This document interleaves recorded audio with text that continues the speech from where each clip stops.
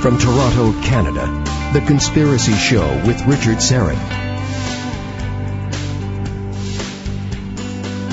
And welcome, one and all, to the Audio Imaginarium. And first order of business, of course, Happy Mother's Day to all the moms, and especially to my mom back in Brantford. And she will be turning 90 in a few weeks, and is an absolute force of nature. So if you're listening, Mom, and you're still up, I love you. Of course you know that. Now, one of the hallmarks of this program is that we give, I like to think, a pretty fair hearing to just about anyone, as long as they're not peddling hate. But however, let me just issue this caveat, because just because we have someone on the program, and we hear them out, and we provide a safe and respectful platform, it doesn't necessarily mean that I subscribe to what they're saying. And that is admittedly the case with our next guest. But I'm most interested in what he is about to say. I'm curious to know how he and other members of the society that he is director of, how they've arrived at their conclusions. I think this will make for some interesting listening, even if you don't agree. And I'm willing to say that probably 99% of you don't. The modern-day Flat Earth Society, formerly represented by the International Flat Earth Research Society, maintains that the Earth is indeed flat, not an oblate spheroid. In fact, here in Canada, we have our own Flat Earth Society, which was formed in 1970 by philosopher Leo Ferrari, writer Raymond Fraser, and poet Alden Nolan, and it was active until 1984. Now, let me crib from my guest's website, which we've linked up to at richardsyrett.com, and the website is theatlanteanconspiracy.com. Here's what he has to say. Wolves in sheep's clothing have pulled the wool over our eyes. For almost 500 years, the masses have been thoroughly deceived by a cosmic fairy tale of astronomical proportions. We have been taught a falsehood so gigantic and diabolical that it has blinded us from our own experience and common sense, from seeing the world and the universe as they truly are. Through pseudoscience, books and programs, mass media and public education, universities and government propaganda, the world has been systematically brainwashed. Well, I'm in agreement so far. Slowly indoctrinated over centuries into the unquestioning belief of the greatest lie of all time. A multi-generational conspiracy has succeeded in the minds of the masses to pick up the fixed Earth, shape it into a ball, spin it in circles, and throw it around the sun. The greatest cover-up of all time, NASA and Freemasonry's biggest secret, is that we are living on a plane, not a planet. That Earth is the flat, stationary center of the universe. Eric Dubay, is an American living in Thailand, where he teaches yoga and part-time while exposing the New World Order full-time. He is also the author of 4 books and president of the International Flat Earth Research Society. He joins us via Skype from his home in Thailand. Eric, welcome to The Conspiracy Show. How are you? I'm great. Thanks for having me on, Richard. Did I pronounce your last name correctly? Is it Dubay? It's Dubay. Terrific. It is, yeah. All right. My dad's a big fan of your show. He listens to every one. So, hey, Dad, I'm sure he's listening right now. Absolutely. Shout out to Dad. Thank you. Now, may I ask, is your mother still living? She is. All right. And Do you want to happy Mother's Day to her as well? Exactly. Yeah. There you Shout go. out to my mom. She'll be hearing at some point. Probably not live like my dad is. All right. Now, let me reiterate again, make it very clear. I don't believe for a minute that the Earth is flat, but, as I say, I'm fascinated by the theory. I'm looking forward to speaking with you. I'm not here to mock or ridicule or ambush you or shoot you down. I'm going to sit. I'm going to listen. I'm going to ask a few challenging questions. Time permitting, we may also have some callers who'd like to ask you some questions. And to quote Mr. Zimmerman, then more than likely you'll go your way and I'll go mine. But let me begin by asking you, Eric, first the idea of a flat Earth. that was sort of the predominant theory up until, Aristotle in around 300 BC talked about the Earth being a spheroid. But how did this idea become resurrected? Bring us up to speed on sort of the modern day flat Earth society. Yeah, throughout history, all around the world, the flat, motionless Earth was a given. It was known until around 500 BC. Pythagoras was the first one to come up with the spinning ball model. And as you mentioned, Aristotle later came up with some more proofs, in quotations, for the spinning ball model. It didn't really pick up speed, though, until around 1500s when Copernicus wrote his book. And then with the Newton and Galileo, it picked up more speed, and now with NASA, you can't find anybody that believes the Earth is flat. Everyone believes that it's a spinning ball. And that word belief is pretty interesting when you look at this, because you say, I believe that we're on a flat Earth, but in fact, I see that I'm on a flat Earth, and I feel that I'm on a motionless Earth, and I see that everything in the sky revolves around me. I also see that the sun and the moon are the same size. But I've been brainwashed to believe something very different from what I see. I've been brainwashed to believe that the completely flat horizon that I always see curves at some point. I've been brainwashed to believe that the motionless Earth that I feel beneath my feet is actually spinning at 1,000 miles per hour. I've also been brainwashed to believe that the stars, sun, and moon that clearly spin overhead are actually, some of them we're spinning around, and there's this big spiral motion of planets and galaxies all spiraling, as NASA has told us. They also tell us that the sun is a big ball of burning light, and it's 400 times further away and 400 times bigger than the moon. Yet when I look out in the sky, I can see them to be both the same size.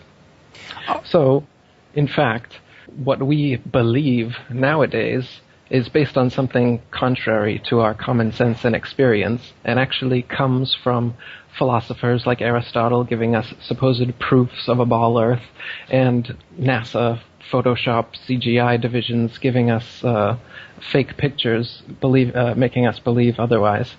But if we were just given to our own devices, everybody would be a flat earther, because that's how it is. It's flat, it's motionless, everything in the sky revolves around us.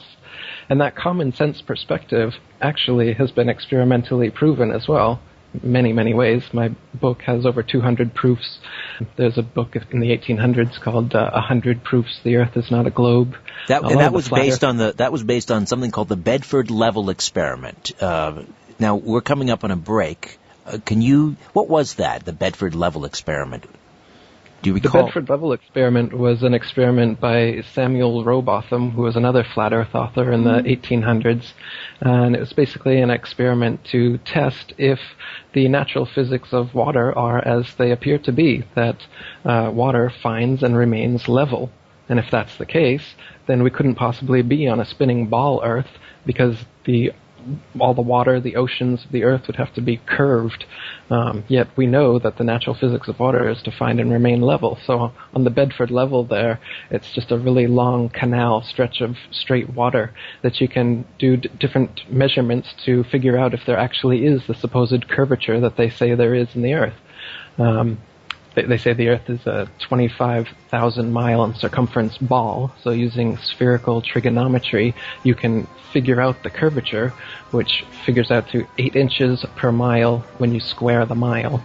So the first mile is 8 inches, the second is 32 inches, 72 inches, 128 inches, 200 inches. Got it. Let me just jump in here, Eric. We're going to take a time out. We'll come back. Eric Dubay is with us, the director, or the president rather, of the International Flat Earth Research Society. Yes, it's still out there.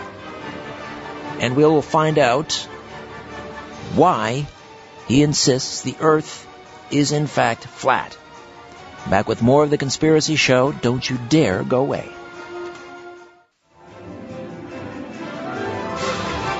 Where there's smoke, there's The Conspiracy Show with Richard Syrett. Welcome back.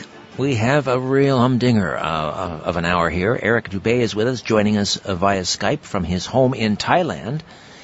And he contends, insists, maintains most confidently that the Earth is flat. He is the president of the International Flat Earth Research Society.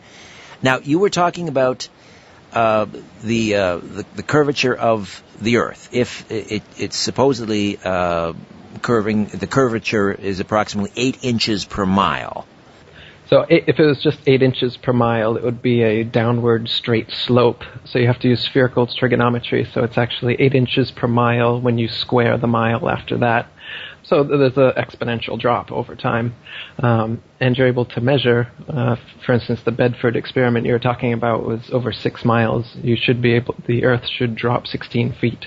So you should be able to measure that. And it's never been measured, whether using telescopes, binoculars, flags, lasers. They've done many tests over the ages, and there's never been even the slightest bit of curvature, not even a little bit. So even if the Earth was a ball, but they got the figure wrong and the circumference was actually much, much bigger, you'd be able to measure some curvature. But there's never been any curvature measured whatsoever. All right. What is, if the Earth is flat, we can't show people visuals, but give us a mental picture. What does this plate look like that we're all riding around on, or standing on, rather? It's stationary. Sure. But what does it look like, this plate? The azimuthal equidistant projection map that the USGS actually uses is the flat Earth map. The UN logo is another example of it. The UN logo is actually a flat Earth map divided into 33 Masonic sections, by the way. But you can just type in flat Earth map on Google, and it's a disc shape. The North Pole is in the center. All the continents go out from there, and Antarctica, instead of being a ice continent on the bottom of the globe, actually surrounds us 360 degrees. And how far that ice goes outwards is unknown at this point. So there's a cover-up. That's what the Antarctic Treaty is all about. That's why you can't independently explore Antarctica. And when people like Jarl Anderhoy try to go down there, they get turned away at gunpoint and put in prison. So there's a big cover-up there in Antarctica as well. I don't know how far the ice goes, whether there's an edge, a barrier, a dome, or infinite plane. But what we do know is that the Earth and the water is completely flat, for as far as we can see and as far as we've measured. And the horizon is completely flat, as far up as we go. All amateur rockets and all amateur balloons sent up over 20 miles, as high as they can go. The horizon is flat all the way around. And it rises to the camera all the way up, rises to the level of the camera. Now, this is totally impossible on a ball, no matter how big the ball was. As you rise up, you have to look down to see the curvature, look down to see the horizon. But what actually happens if you go up in a hot air balloon, the horizon rises right on up with you, the whole way up. Just keeps on coming up at eye level, as high as you're going to go. That's just impossible on a ball. If you think about it, if you're on a ball and you're in a hot air balloon or an airplane, you should not be able to see out your window, straight out your window, the horizon. You should have to look down, further and further down, the higher you ascend, to be able to see that horizon.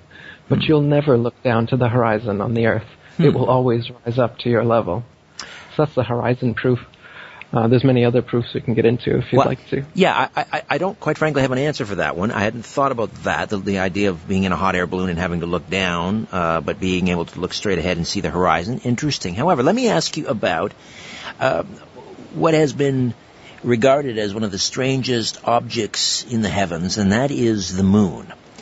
And it's strange for a lot of reasons, but I bring up the moon now because the idea that if the Earth is, in fact, a sphere and is rotating, that would account for this oval shadow that it produces each and every lunar eclipse. Does that not prove this oval shadow that can be seen on the moon each and every lunar eclipse? Does that not prove, Eric, that the Earth is not only round but spherical? Well, this is one of those proofs in quotations that I was telling you about. They claim that the shadow that goes across the moon during a lunar eclipse is actually the shadow of the ball Earth. And that's a proof that the Earth is a ball because you can see the ballish shadow eclipsing the moon. Now, in fact, it's been on record over 50 times in the past 2,000 years that there's been a lunar eclipse while the sun is still in the sky in the same vantage point that you can see an eclipse. Now, this makes their theory impossible because their theory maintains that the sun would be behind the ball Earth and the moon would be in a 180-degree syzygy, so they would be in a straight line, and that's the only way that you could get the ball Earth shadow on the moon from the sun, if the sun was lighting it from behind. But, as I said, the sun is in the sky many times while these eclipses are happening. You can clearly see them both.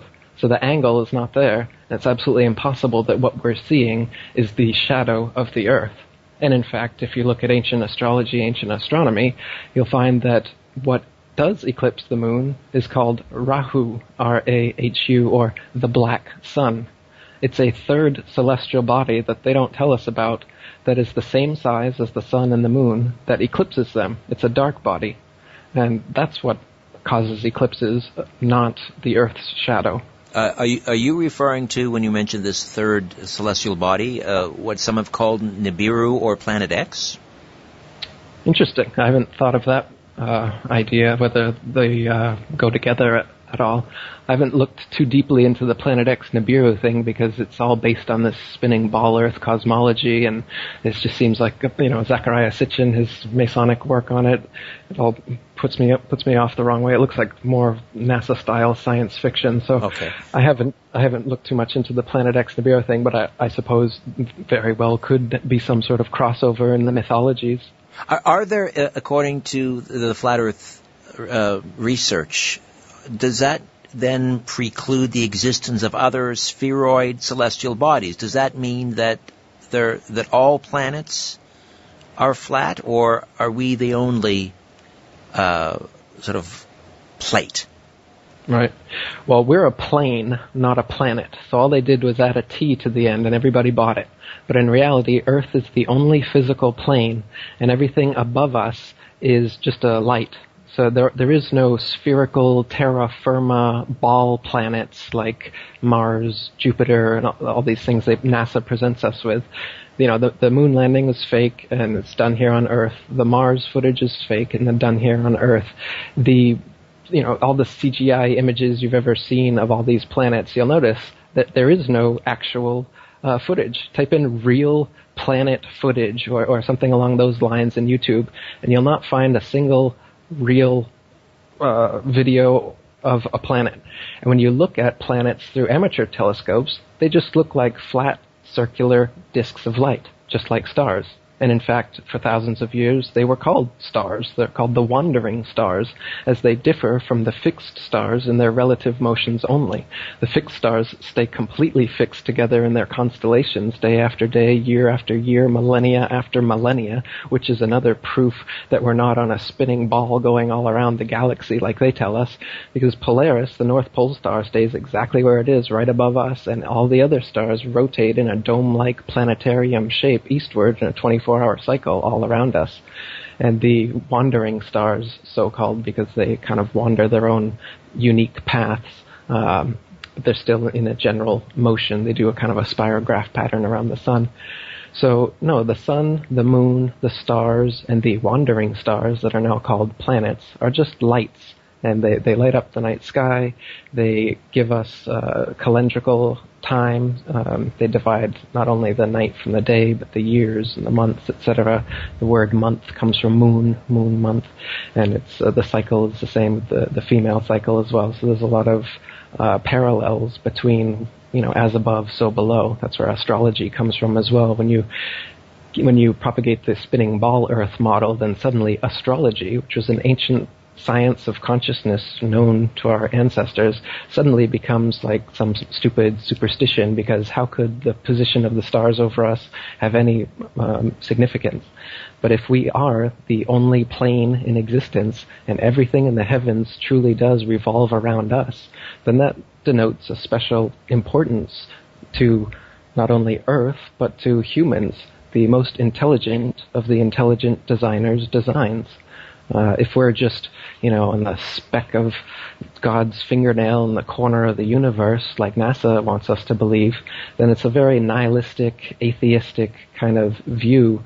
That part I agree. That part I agree. And I take a lot of flack. We talk a lot about UFOs in this program and extraterrestrials, and I don't subscribe to that theory. I think we are unique in the universe. I think this UFO ET phenomenon that we're talking about, interdimensional entities here. I think we are in a sweet spot in the universe, and I think we are alone. The universe was created for us. However, let me go back to some of these other, you call them proofs, and obviously you've heard all of these before, but I'll throw them out to you, and you can handle them as you will. And that is, of course, the old ships in the horizon argument, that you go down to the beach and you do not see as ships approaching, they don't just appear out of the horizon like they would if the world was in fact flat. They seem to emerge from beneath the sea because they're obviously, they're not emerging from the waves, but they're coming up into the horizon. So does that not, to the naked eye, obviously, to me anyway, I look at that and I say, well, obviously that's because the Earth is round. Well, that's another one of the old proofs. But in fact, it's a proof of the opposite when you do it yourself. Because what happens is if you watch a boat disappearing over the horizon, as you said, the hull is going to disappear before the masthead, and people have been saying for centuries that that's because it's going over the curvature of the ball Earth. But if that was the case, then after it disappeared from sight from going over the curvature of the ball Earth, you would not be able to bring it back into sight by using, say, a zoom camera, a binoculars, or a telescope. But in fact, you can let the boat completely disappear and then train a telescope on it, and you will bring the entirety of the boat, including the hull, back into view, proving that it did not descend over a wall of convex water, and in fact the horizon is the vanishing line of perspective from your point of view, and that's why you can zoom in on it, or if you rise in altitude you can see more, or on a clearer day you can see further. The horizon is not the curvature of the ball Earth, as we've been told. It is simply the vanishing line of perspective, the law of perspective, as any artist would know. It's the same reason, railroad tracks seem to converge on each other off in the distance, this kind of thing. All right. Or in a hallway as well. The ceiling and the floor converge, yeah. All right. Same idea. You mentioned the constellations earlier, and let me just throw this one out again. And just to remind people, Eric Dubay is with us, the president of the International Flat Earth Society, or Flat Earth Research Society, joining us here on The Conspiracy Show from his home in Thailand. And before I get to the next one, and we are approaching another break, and I want to talk about some of these things you've already mentioned, but we'll come back to them. When, for you, did this realization happen? I mean, you grew up, I'm guessing, in a public school system. You had the same sort of, as you call it, propaganda, brainwashing. What was the aha moment for Eric Dubay that the Earth was flat? It took years of researching before I finally said, yep, it's for sure. Because what it's like when you're researching the flat Earth, it's like you've got your hands out, you got the ball Earth in one hand, you got the flat Earth in the other hand, and you think that there's a lot of proof for the ball and not so much proof for the flat Earth. And then you start to look into it, and you find all of these proofs for the flat Earth, and then you find all these debunked supposed proofs for the ball Earth. And then your ball Earth hand just starts getting weighted down with lies, and your flat Earth hand just rises up until you realize that we've been completely lied to, and the Earth is in fact flat. So I would recommend this process will certainly happen to everyone who reads my book, The Flat Earth Conspiracy, and I've gotten rave reviews saying so. And also you can check out all the 1800s Flat Earth material. That's where my main aha moment came from. I was reading Robotham's books, Carpenter's books, like we talked about, 100 Proofs the Earth's Not a Globe, this one called Zetetic Cosmogony and Zetetic Astronomy. These are both good ones.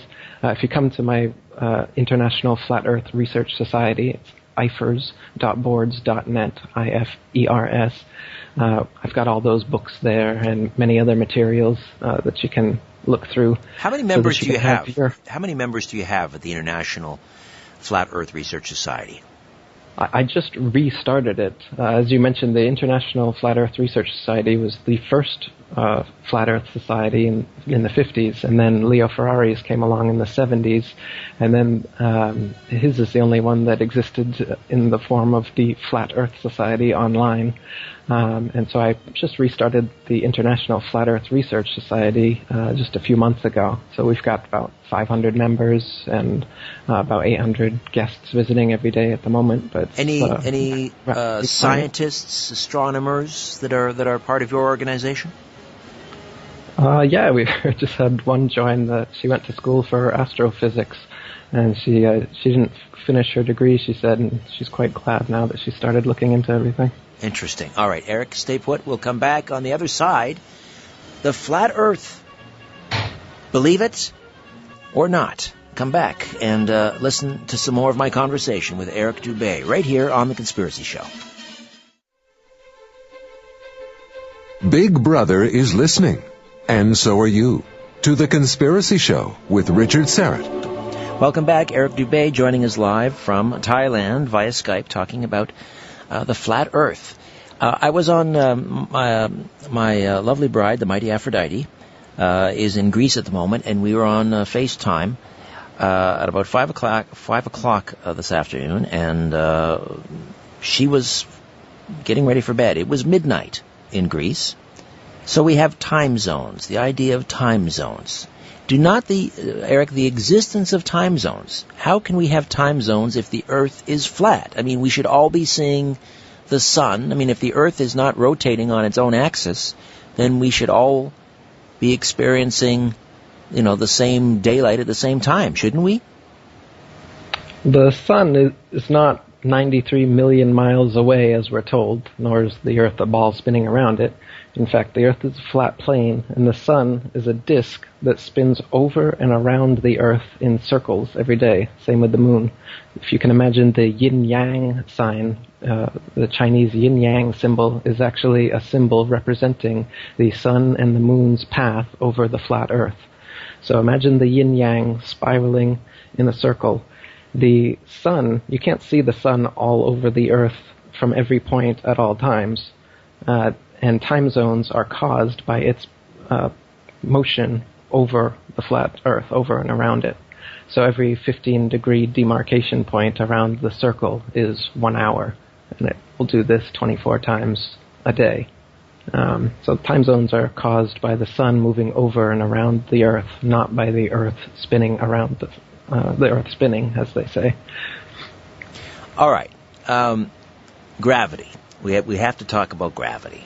And if the Earth is a sphere, then, no matter where you're standing on a sphere, because it's a consistent shape, you have exactly the same amount of sphere under you. So the center of gravity doesn't change wherever you are on the sphere. But if you're on a plane, a flat plane, think about, spinning a dish around or something like that, a dinner plate. The center of mass in a flat plane is more or less in the center.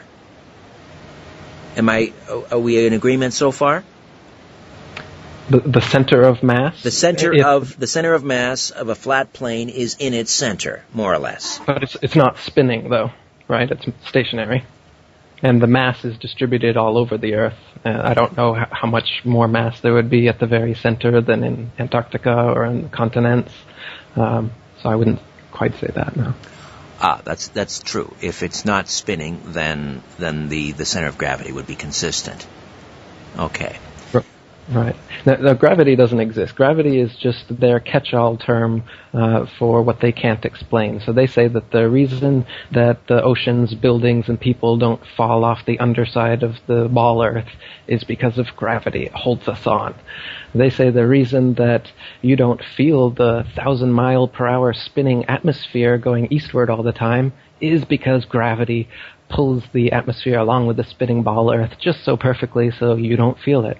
They say gravity causes the moon to orbit the Earth and the Earth to orbit the sun, and gravity actually is what caused the sun and the moon and the Earth and everything to form in the first place in their materialistic cosmology, where they try to get rid of God and they use gravity instead, another G word, and gravity is actually what created the planets and the sun and the moon and everything, and gravity caused the Big Bang, and gravity pulls the ocean's tides. Interesting how gravity supposedly pulls the ocean's tides, but it can never reach the lakes, ponds, marshes, and other bodies of water, can it? It just pulls the oceans. Nice. Gravity, that's gravity for you. But in reality, everything that nowadays is explained through gravity was already explained adequately through the laws of density and buoyancy. So if you drop a feather and it slowly floats to the ground, or you drop a brick and it drops right to the ground quickly, or you fill up a helium balloon and it rises, or you fill up a hydrogen balloon and it rises even faster, this is all based on density and buoyancy. It has nothing to do with gravity. Gravity is this fictional pulling force that they say pulls us to the center of the ball Earth and keeps us from falling off of it. But they can't actually show you any example of some mass, by virtue of its large mass alone, causing other masses to stick to or orbit around it, as they claim gravity, this force gravity does. So gravity was given to us by a knighted Freemason, Sir Isaac Newton, who just took the pre-existing laws of density and buoyancy and applied it to the budding heliocentric spinning ball model. And that's what we're taught in schools nowadays. All right, we'll take another time out. I've been on a plane. I've, fairly long trips on a plane, and it seems planes can travel in a relatively straight line for a very long time and not fall off any edges. They can, and also theoretically, some do, actually circle the Earth nonstop. So we'll find out what that portends. What does that mean in terms of a flat Earth theory? Back with more of my conversation with Eric Dubay here on The Conspiracy Show. Stay with us.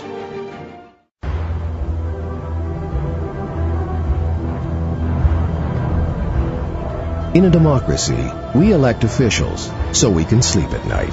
So why are you up? All right, we are back. Our last segment with Eric Dubay, president of the International Flat Earth Research Society, joining us live on the line from his home in Thailand, or I should say via Skype, here on The Conspiracy Show. Now, people may remember, it's long gone now, but the Concorde, the superjet, and this was a phenomenal aircraft. This thing, its top cruising altitude was something like 60,000 feet. That's about 11 miles high. And, I've seen pictures taken from the Concorde. I'd like to know how you respond. I mean, when you see pictures taken from the Concorde, 11 miles up, you can clearly see the curvature of the Earth, Eric. Are those photos faked, or how do you respond to that? Well, the fact that you see the horizon out your window at 60,000 feet at eye level, as I said, already tells you that the horizon is flat.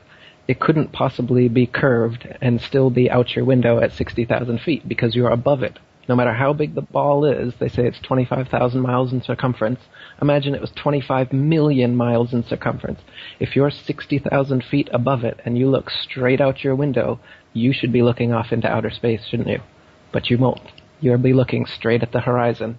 And if you see that the horizon warps a little bit, it's because of the curve in the window. There's a curve in every commercial airplane window, or a wide-angle fisheye lens, like in the Red Bull dive. You'll notice they used on the outside cameras for that Red Bull dive, Felix Baumgartner did, the outside cameras are fisheye lenses, and so the supposed curvature of the Earth starts right from the base of the Earth all the way up to 128,000 feet. The curve remains the same, because it's not the curve of the Earth, it's just the curve of the camera. So when you're seeing, and as I mentioned, there's amateur rockets and balloons that have been sent up over 20 miles, so much higher than the Concorde, and it's still completely flat all the way around and rises to eye level. When we look over the 60, nearly 60 years of manned missions to space, and we begin with people like Yuri Gagarin from the USSR back in 1961, and again in 61 we had Gerasimov Titov, and of course we had the Americans, Alan Shepard and Gus Grissom and John Glenn, in around the same time. This space race between the Americans and their enemy, the Soviets. If the Earth was flat, why wouldn't the Americans' enemies blow the whistle? Why would they maintain this conspiracy? Well, first of all, Russia and America or any other statist nation are not enemies at the highest levels. They're all friends and they're all Freemasons, and usually members of other secretive organizations as well. So the idea that America and Russia are enemies is just like the idea that Macho Man Randy Savage and Hulk Hogan are enemies, but in reality we know that's fake. And the space programs all over the world are fake. The French program's fake, the Russian program's fake, NASA's fake. The new Japanese and Chinese programs are terribly fake. If you take a look at some of their images, they're much worse than the NASA ones. They're even easier to debunk than the NASA images. So these space programs are just a way to fleece the populations from their tax money. NASA's got hundreds of billions of dollars in their pockets to give us crap CGI photos and brainwash the whole world. So the fact that there's space agencies all over the world that are doing this now doesn't actually mean anything, because they're all part of the deception anyway. Anyone selling you a spinning ball Earth is leading you up a creek without a paddle. Well, let's talk about the nature of the deception. What is the point of trying to brainwash the masses that we are living on a plate and not a planet? What purpose does that serve? Well, this is speculation now, because I'm not the person enacting this deception. As I just said, NASA and the other space agencies certainly are some of the biggest black budget black holes in existence. So there's definitely a profit motive to do this. Just as there is with any deception or manipulation, you fool people into giving you money. And these space agencies aren't the only example we see of governments doing that to us.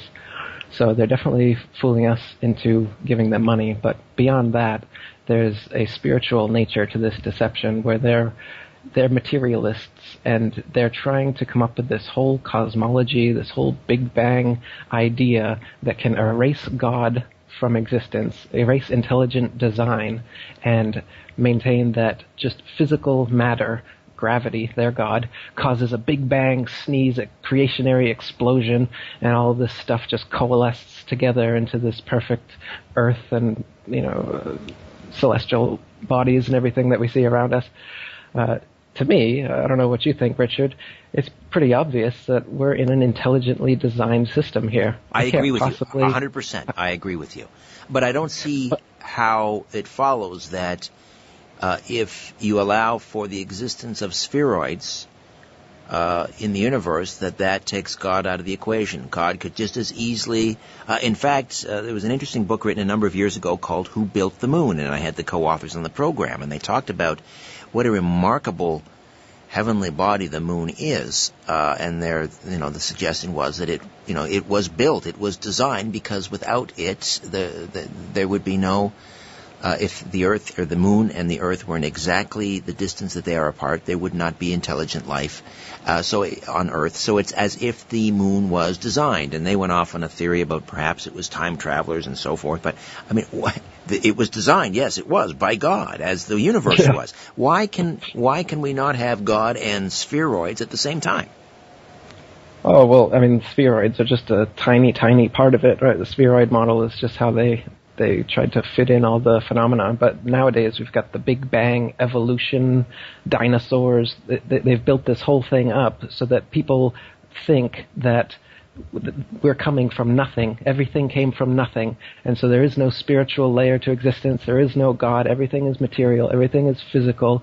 Those status and selfishness, materialism, it fits into these psychopaths that control everything. It fits into their ideology. It also fits into their consumer mentality they'd like us to have, so that we just keep buying their products and believing their baloney that they sell us. they set themselves up as the authority. It's like I told you at the beginning. If you just look out, you can see the horizon's flat. You can feel that we're not moving. You can see that everything's revolving around us. But then Neil deGrasse Tyson or Carl Sagan comes along and says, "Oh, silly, you believe your senses? You believe your own eyes? Don't do that. Believe me. Here, I'll show you some CGI. I'll show you a documentary. I'll show you a spinning ball Earth." And then suddenly you abandon your own senses, your own common sense, your own experience, and you prostrate yourselves at the feet of these authorities, and you just believe everything they say. So nowadays everyone is believing that they're on a spinning ball instead of seeing and feeling that they're not. Is it difficult for you in society in general? I mean, when people know that you are a flat earther, does it make life difficult for you, uncomfortable? Not at all, no. It's much better knowing the truth and living it and spreading it. And no, I don't. I've been in the conspiracy scene, writing conspiracy books and stuff for 10 years, so I'm quite used to people ridiculing stuff they know nothing about, and it doesn't affect me. And if I may ask, how does you mentioned your father, because he's a fan of the program and so forth. Do you discuss this with him? Does he engage you? Does he believe? Does he share your theory? Yeah, he finished reading my book, and he says he's on board now. Really? Interesting. And so before that he was not on board, and now you've convinced him. Yeah, actually, everyone that that's been in contact with me who has read my book is a flat earther now. I haven't heard of anyone who's read my book and still believes the spinning ball. That's fascinating.